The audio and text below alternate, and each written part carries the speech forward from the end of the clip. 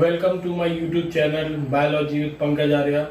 और आज हम लेके आए हैं आपके लिए क्लास 12th की बायोलॉजी का जो आगे का पार्ट है, sexual reproduction in human beings, या हम कहें ह्यूमन रिप्रोडक्शन। तो आज हम जानेंगे इस वीडियो में कि जो मेल रिप्रोडक्टिव सिस्टम है, मेनली आज की जो वीडियो है वो फोकस्ड है मेल रिप्रोडक्टिव सिस्टम पे, इसके जो पार्ट्स हैं उन पे और इसकी फंक्शनिंग पे। तो आइए आज की वीडियो हम स्टार्ट करते हैं। तो जैसे कि अपन ने जान लिया था कि जो सेक्सुअल और असेक्सुअल रिप्रोडक्शन में डिफरेंसेस क्या होते हैं। जो सेक्सुअल रिप्रोडक्शन था उसमें हमने देख लिया था कि गैमीट बनते हैं। गैमीट बनने के लिए हमने देख लिया था कि सेक्स ऑर्गन की जरूरत होती है। तो आपको जैसे पता है कि ह्यूमन थोड़ा जो है वो कॉम्प्लेक्स एनिमल में आता है, सबसे जो हाई मॉडिफाइड फॉर्म होता है वो होता है। तो ह्यूमन के अंदर रिप्रोडक्टिव सिस्टम होते हैं, मेल के लिए और फीमेल के लिए। तो आज बेसिकली हमें पढ़ना है रिप्रोडक्टिव ह्यूमन रिप्रोडक्शन और रिप्रोडक्टिव ऑर्गन्स या सेक्स ऑर्गन। रिप्रोडक्टिव ऑर्गन को ही सेक्स ऑर्गन कहा जाता है। यहाँ आप देख रहे हैं जो मेल है, मेल रिप्रोडक्टिव सिस्टम के मेन जो ऑर्गन होते हैं दैट इज टेस्टिस। टेस्टिस दो छोटे छोटे बॉल जैसे स्ट्रक्चर होते हैं जो स्क्रोटम में आपके पैक होते हैं, उसके बारे में आगे चर्चा करेंगे। और जो ये गैमीट बनाते हैं इसका नाम है स्पर्म। जैसे ही फीमेल के लिए हम बात करें, फीमेल का ये साइन होता है तो ओवरीज होती हैं। ओवरीज आमंड के जैसे, बादाम के जैसे स्ट्रक्चर्स होते हैं, और वो जो गैमीट बनाती है उसको ओवम बोलते हैं, एग बोलते हैं या ओवा बोलते हैं। ये तीनों एक ही नाम है, एग, ओवम और ओवा। तो हम बात करते हैं कि जो ह्यूमंस होते हैं इनमें जो सेक्सेस हैं या मेल या फीमेल है वो एक बॉडी में नहीं होते हैं, वो अलग अलग होते हैं। That they are dioecious. Dioecious का मतलब होता है जो सेक्स ऑर्गन है वो डिफरेंट ऑर्गेनिज्म में होते हैं। इसको कहते हैं हम सेक्सुअल डायमॉर्फिज्म। डायमॉर्फिज्म का मतलब होता है, ये लिखा हुआ है डायमॉर्फिज्म, डाई मतलब दो, मॉर्फिज्म मतलब दो आउटर स्ट्रक्चर। तो मेल के लिए अलग स्ट्रक्चर है, फीमेल के लिए अलग स्ट्रक्चर। तो आज ये मेल रिप्रोडक्टिव सिस्टम हम स्टार्ट करते हैं। मेल रिप्रोडक्टिव सिस्टम में जो मेन ऑर्गन होता है वो अभी हमने बात कर ली है कि टेस्टिस होता है।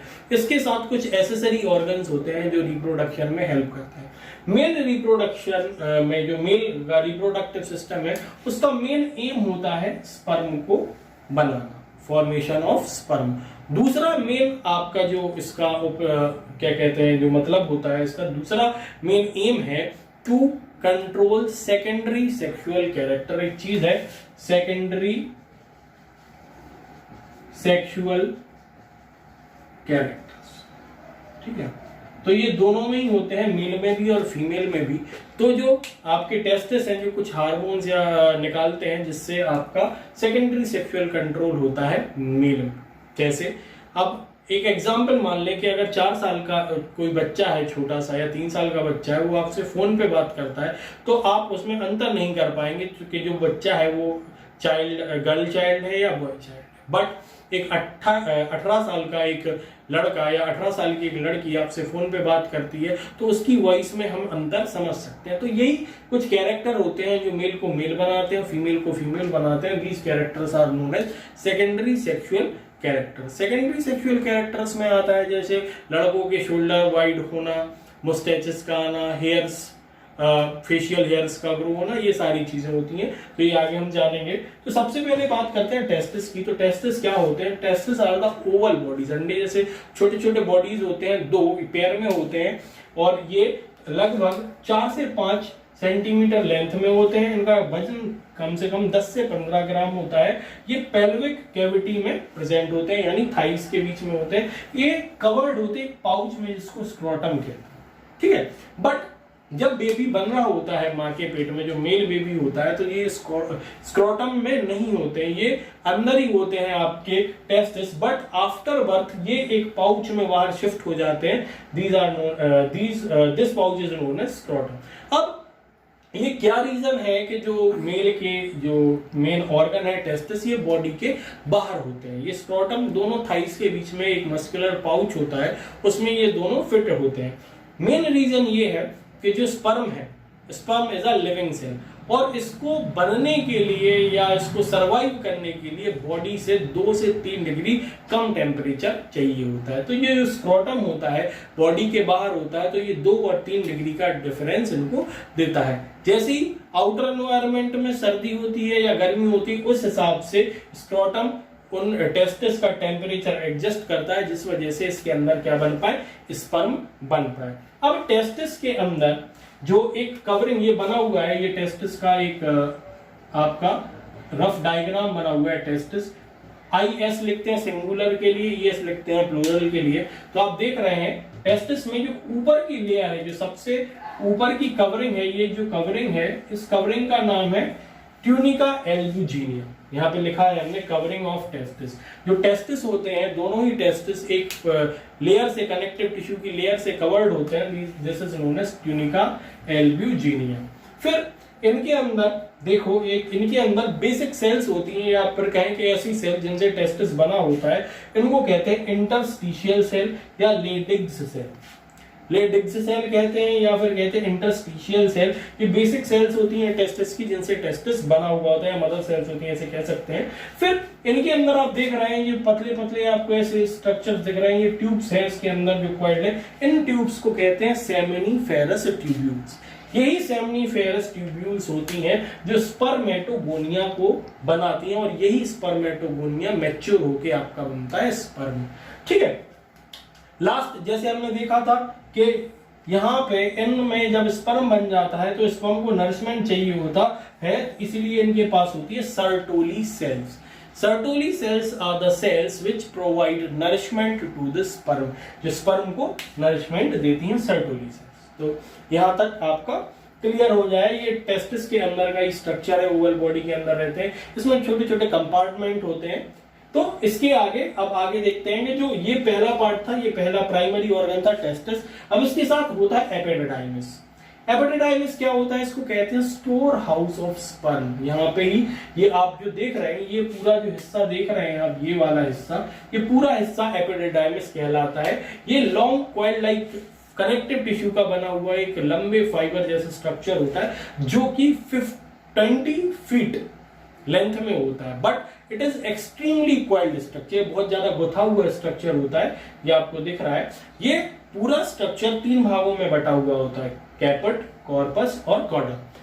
कैपट होता है जो आपका मेन ऊपर हेड लाइक स्ट्रक्चर है, कॉर्पस जो मेन बॉडी है इसकी बीच वाली, और कॉडा आपका होता है ये नीचे टेल लाइक स्ट्रक्चर। इसी कॉडा से या टेल लाइक स्ट्रक्चर से एक और ट्यूब निकलती है, जो स्पर्म जो टेस्टिस के अंदर बना था उसको बाहर ले जाती है, उसको कहते हैं वास डेफरेंस। वास डेफरेंस ये आपका ज्वाइंट विद सेमाइनल वेसिकल्स, ये आपके आगे सीमेन को ले जाने वाले, सीमेन बताएंगे क्या होता है। ज्वाइंट विद कॉडा लिखा है, कॉडा से ज्वाइंट होता है, ये भी 30 सेंटीमीटर इन लेंथ। ये 30 सेंटीमीटर है, ये 20 फीट है, याद रखना। फिर इसके बाद वास डिफरेंसेस जाके कनेक्ट होता है इजैकुलेटरी डक्ट से। इजैकुलेटरी डक्ट कहाँ ओपन होता है, यूरेथ्रा में। यूरेथ्रा मतलब जो मेल होते हैं उनमें यूरिन और स्पर्म के लिए एक ही रास्ता होता है, दैट इज यूरेथ्रा। एक कॉमन ओपनिंग है इनके बीच में। तो जो यूरेथ्रा की बात कर रहे थे वो एक कॉमन ओपनिंग है जो मेल्स में होती है यूरिन और सीमेन के लिए, ठीक है, स्पर्म के लिए। अभी आप स्पर्म समझ लीजिए, फिर सीमेन की बात आगे करेंगे। फिर इसके बाद होते हैं सेमिनल वेसिकल्स। ये क्या होते हैं, सेमिनल वेसिकल्स आपके स्पर्म को आगे ले जाते हैं और ये ले जाके उसको ज्वाइन कर देते हैं पीनस के साथ। पीनस क्या होता है, पीनस एक मस्कुलर ऑर्गन होता है जो कपलेटरी ऑर्गन होता है। कपलेटरी ऑर्गन मतलब ऐसा ऑर्गन जो स्पर्म को मेल बॉडी से फीमेल बॉडी तक ट्रांसफर करने का काम करता है, या फीमेल आपके रिप्रोडक्टिव ट्रैक्ट तक लेके जाता है। ये एसेसरी ऑर्गन्स होते हैं, ठीक है। फिर लास्ट में इसमें सीमेन की बात करें। सीमेन क्या होता है, जैसे आपको पता है कि जो स्पर्म होता है, sperm is a living cell, और लिविंग सेल अभी तो जब तक सेल के टेस्टिस के अंदर थी तब तक तो सर्टोली सेल ने नरिशमेंट दे दिया, लेकिन जैसे ही स्पर्म बॉडी के बाहर जाएगा तो बॉडी के बाहर जाने के बाद भी लिविंग सेल है, मूव करता है, तो उसको एनर्जी की जरूरत होगी।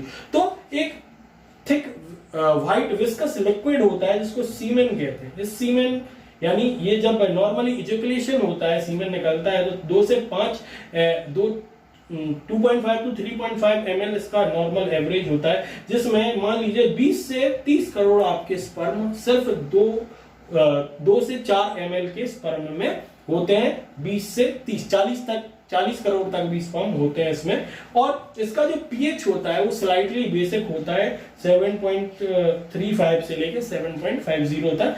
और मेनली जो सीमेन होता है वो बना हुआ होता है प्रोटीन का, कैल्शियम का और कार्बोहाइड्रेट का। इसमें कॉपर्स ग्लैंड और प्रोस्टेट ग्लैंड, इन दोनों से निकले हुए कुछ केमिकल्स या जो कहें एंजाइम्स ये मिले हुए होते हैं। जो प्रोस्टेट ग्लैंड होता है, प्रोस्टेट ग्लैंड क्या करता है, ये आपका 20 से 30% वॉल्यूम बनाता है आपके सीमेन की। ठीक है, इससे क्या होता है, जो सीमेन होता है उसको एक स्पेसिफिक ऑर्डर मिलता है, लुब्रिकेशन मिलता है, मोटिलिटी मिलती है। कॉपर ग्लैंड आपकी कॉपर्स ग्लैंड क्या करते हैं, एक लिक्विड निकालते हैं जो कि आपका इसको एल्कलाइनिटी मतलब जो बेसिक नेचर है ये प्रोवाइड करता है, ताकि वो जैसे ही फीमेल रिप्रोडक्टिव ट्रैक्ट में पहुंचे, अगर वहां एसिडिक कंडीशन मिली तो वो उसको न्यूट्रल कर सके और वहां सर्वाइव कर सके। फिर एक बात आती है प्यूबर्टी की। प्यूबर्टी क्या होती है? Puberty is directly connected to secondary sexual character. Puberty का मतलब होता है वयस्कता, मतलब कुछ बॉडी में चेंजेस होते हैं, मेल या फीमेल कोई भी हो, किसी की बॉडी में भी एक सर्टेन एज के बाद कुछ चेंजेस होते हैं, तो उनको हम कहते हैं प्यूबर्टी। और जो प्यूबर्टी है ये हार्मोन जो टेस्टिस निकालता है, मेल्स में टेस्टोस्टेरोन हार्मोन प्यूबर्टी को कंट्रोल करता है। तो प्यूबर्टी में आपके सेकेंडरी सेक्सुअल कैरेक्टर आते हैं, जैसे मस्टैचेस मूंछों का आना, फेस पे दाढ़ी का आना, आपके शोल्डर्स का ब्रॉड होना, वाइगरस होना, अपोजिट सेक्स के टुवर्ड अट्रैक्शन होना और आपके स्पर्म का बनना। तो ये कुछ सेकेंडरी सेक्सुअल कैरेक्टर है जो कि प्यूबर्टी के दौरान आते हैं। तो आज जो हमने पढ़ा वो मेल का पूरा रिप्रोडक्टिव सिस्टम हमने समझ लिया है कि मेल रिप्रोडक्टिव सिस्टम में क्या क्या चीजें होती हैं, कैसे स्पर्म बनता है, कहाँ से उसको नरिशमेंट मिलता है और कैसे वो बॉडी से बाहर जाता है, किस तरीके से वो फीमेल बॉडी वॉम्ब या माँ की कोख तक या जो फीमेल है उसकी कोख तक पहुंचता है। तो दैट्स इट, ये आज की वीडियो के लिए इतना ही आज के लिए। तो आपने अगर अभी तक चैनल को सब्सक्राइब नहीं किया हो तो प्लीज चैनल को सब्सक्राइब करें। वीडियो अच्छी लगी हो तो इसको लाइक कर दें और नोटिफिकेशन के लिए बेल आइकन भी प्रेस कर दें ताकि आपको आगे की अपडेट मिलती रहे। आप थे पंकज आर्या के साथ। Thank you.